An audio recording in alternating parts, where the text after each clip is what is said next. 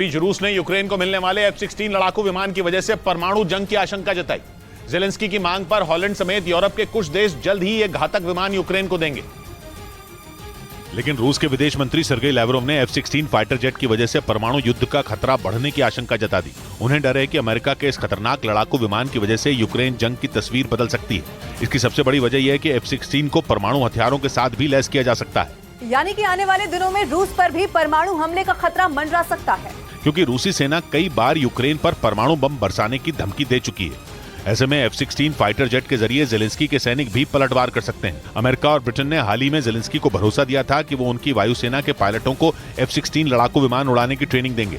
इधर मध्य प्रदेश में होने वाले विधानसभा चुनाव में कांग्रेस को बगावत का डर सता रहा है। इसीलिए अभी से चुनावी कमान संभाल रहे कांग्रेस नेता दिग्विजय सिंह पार्टी के कार्यकर्ताओं को वफादारी की शपथ दिलाए, जिससे पार्टी आलाकमान की तरफ से घोषित उम्मीदवार का कोई विरोध न कर सके और कांग्रेस पार्टी 2023 में होने वाले मध्य प्रदेश के विधानसभा चुनावों में भीतर घातियों से बच सके। चुनाव तैयारियों में जुटे कांग्रेस नेता दिग्विजय सिंह राजगढ़ जिले के सारंगपुर विधानसभा क्षेत्र पहुंचे।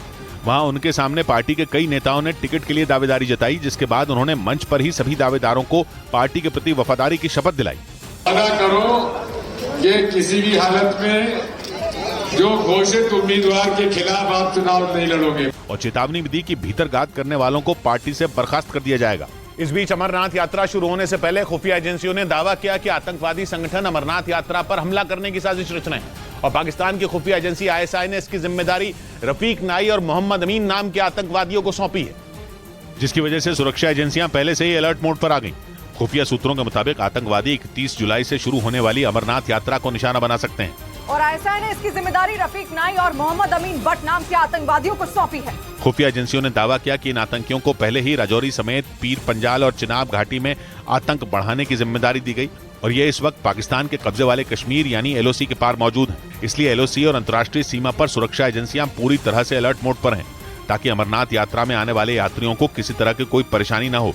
उधर पुतिन के दोस्त और बेलारूस के राष्ट्रपति लुकाशेंको ने पश्चिमी देशों को बड़ी चेतावनी दी और साफ कर दिया कि अगर पश्चिमी देशों ने बेलारूस पर आर्थिक प्रतिबंध लगाया तो उन्हें इसकी भारी कीमत चुकानी पड़ेगी। पश्चिमी मीडिया ने दावा किया कि अमेरिका की अगुवाई में पश्चिमी देश बेलारूस पर आर्थिक प्रतिबंध लगाने की तैयारी कर रहे हैं, जिस पर बेलारूस के राष्ट्रपति लुकाशेंको भड़क गए।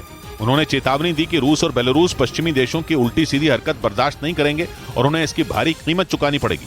बेलारूस के राष्ट्रपति ने आरोप लगाया कि पश्चिमी देश रूस और बेलारूस के बीच दरार पैदा करने की कोशिश कर रहे हैं, लेकिन उनकी ये चाल कभी कामयाब नहीं होगी और बेलारूस हमेशा रूस के साथ खड़ा रहेगा। उन्होंने ये भी आरोप लगाया कि पश्चिमी देश दोनों देशों के बीच आर्थिक जंग करवाना चाहते थे, लेकिन उनकी ये चाल भी उन पर उल्टी पड़ गई और पश्चिमी देशों को उसका नुकसान झेलना पड़ा।